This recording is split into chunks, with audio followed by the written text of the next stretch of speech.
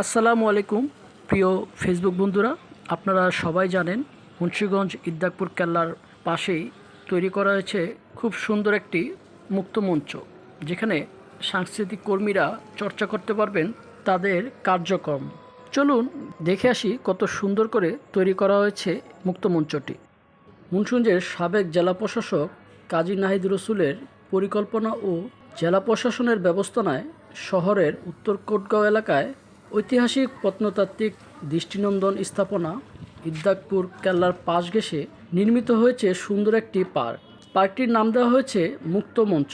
দেশের অন্যান্য মুক্ত মঞ্চের মতো এখানেও অনায়াসে যে কেউ গান, কবিতা, ভাষণ, বক্তৃতা, বিতর্ক করতে পারবে।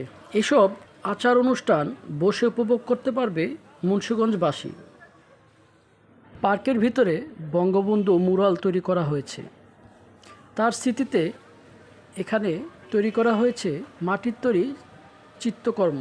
এই চিত্রকর্মে ফুটে তোলা হয়েছে পদ্মা সেতু, মুক্তিযুদ্ধ, ভাষা আন্দোলন, পুরো বাংলাদেশের ইতিহাস এখানে তুলে ধরা হয়েছিল। পার্কের ভিতরে এক অংশে রয়েছে বঙ্গবন্ধু মুরাল আর আরেক পাশে রয়েছে মুক্ত মঞ্চ।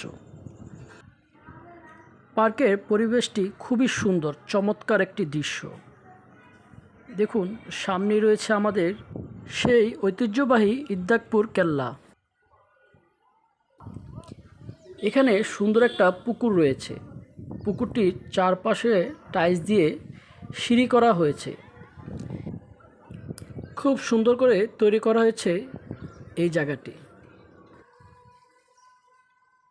এই পার্কে আসা আগত ডায়াবেটিক্স রোগীরা ভোর সকালে ইয়োগা সহ হালকা শারীরিক কসরত করেন এবং বিভিন্ন শ্রেণী পেশার মানুষ আসেন এখানে একটু সময় কাটাতে।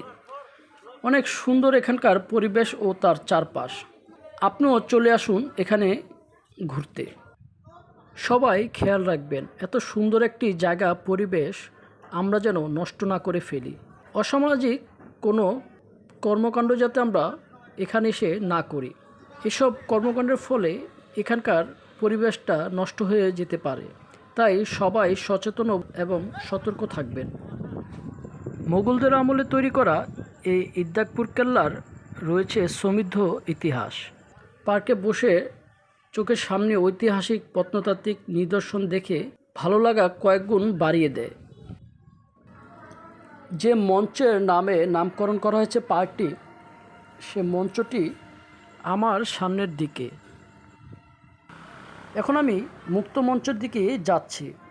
ইতিহাসের ঐতিহ্যবাহী মুন্সিগঞ্জ ইদ্দাকপুর কেল্লা, এখান থেকে খুব সুন্দরভাবে উপভোগ করতে পারবেন এই কেল্লাটি।